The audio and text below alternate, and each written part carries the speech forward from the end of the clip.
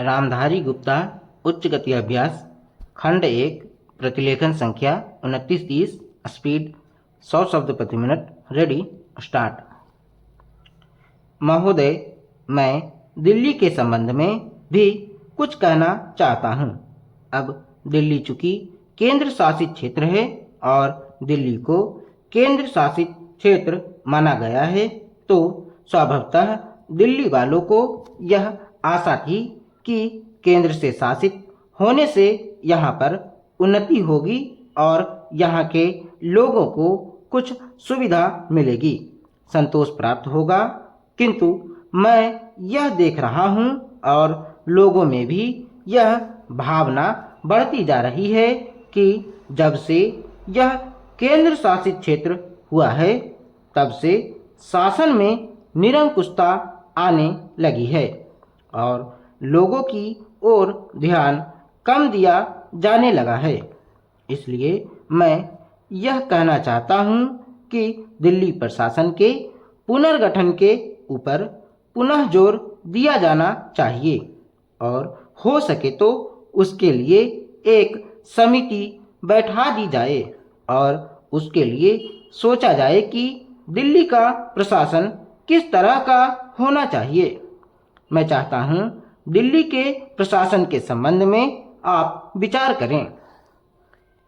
भ्रष्टाचार के संबंध में यहाँ बहुत कुछ कहा गया है, मैं पुनः उसको दोहराना नहीं चाहता, किंतु इतना अवश्य कहना चाहता हूँ कि आज देश में जनता का जो नैतिक स्तर है वह दिन प्रतिदिन गिरता जा रहा है। सरकार को यह सोचना चाहिए कि उनका वह नैतिक स्तर किस प्रकार उठाया जाए और किस तरह से लोगों की भावनाएं बदली जाएं, किस तरह से लोगों में अनुशासन रह सके, इसके लिए सोचना अत्यंत आवश्यक है। हम जब भ्रष्टाचार की बात कहते हैं तब यह तो सभी मानते हैं कि भ्रष्टाचार है और इसमें कोई दो राय नहीं है कि भ्रष्टाचार मौजूद है। छोटे से अधिकारी से लेकर बड़े अधिकारी तक यह फैला हुआ है।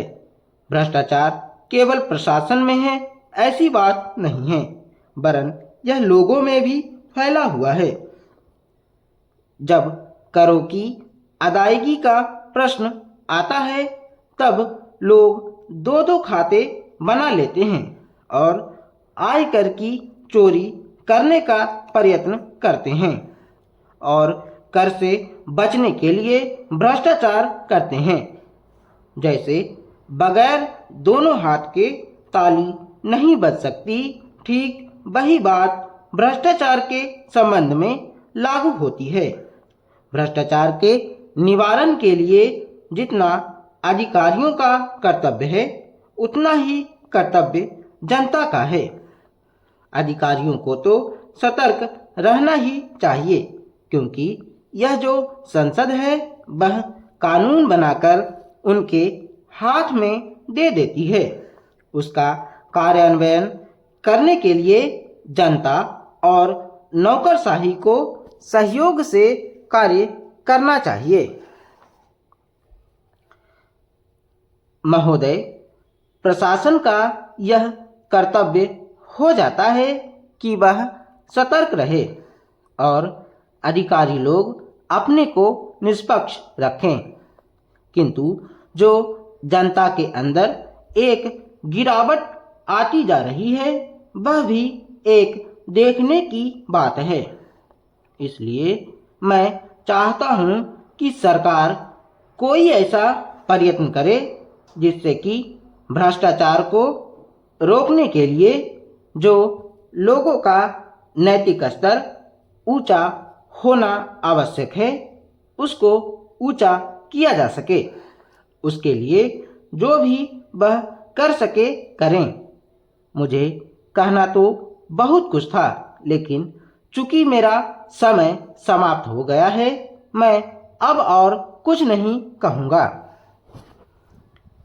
महोदय, इसलिए मैं माननीय रक्षा मंत्री महोदय का ध्यान इतिहास की उस चेतावनी की ओर दिलाना चाहता हूँ कि हिमालय की चोटी पर जिसका अधिकार रहा है उसका गंगा और यमुना के मैदान पर भी अधिकार रहा है। हम इस आशा में नहीं रह सकते कि हम दुश्मन को हिमालय की चोटी से उतरने दें और फिर मैदान में उसका मुकाबला करें। मुझे याद है कि कुछ वर्ष पहले प्रधानमंत्री जी ने बड़ी दृढ़ता के साथ यह कहा था कि हम हिमालय को दहेज के रूप में नहीं दे देना चाहते और यह नहीं कहना चाहते कि साहब आप टहलते हुए यहाँ आ जाइए। हम नहीं चाहते कि वहाँ पर कोई मुकाबला ही ना हो।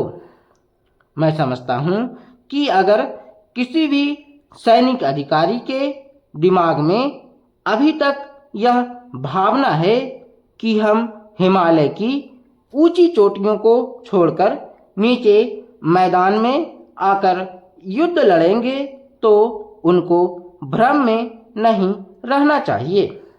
यह एक घातक बात होगी, एक आत्मघाती नीति होगी। अगर एक बार चीन का हिमालय की चोटियों पर कब्जा हो गया तो चाहे वह बाद में नीचे हम पर हमला ना भी करे, किंतु वहाँ से हम उसको कभी नहीं हटा सकेंगे। इसलिए इस संबंध में स्पष्ट निर्णय किया जाना चाहिए। इसके बाद मैं मध्यवर्ती क्षेत्र के बारे में कुछ कहना चाहता हूँ। पिछली बार जब चीन ने बड़े पैमाने पर आक्रमण किया था तो लद्दाख में और पूर्व में नेफा के इलाके में किया था। मध्यवर्ती क्षेत्र में मिडिल सेक्टर में लड़ाई नहीं हुई थी, लेकिन मेरा अपना अनुमान है और बहुत से लोगों को इस बात की आशंका है कि अगर अब कभी चीन ने दोबारा हम पर आक्रमण किया तो वह मिडिल सेक्टर में करेगा। इसके कई कारण मालूम पड़ते हैं।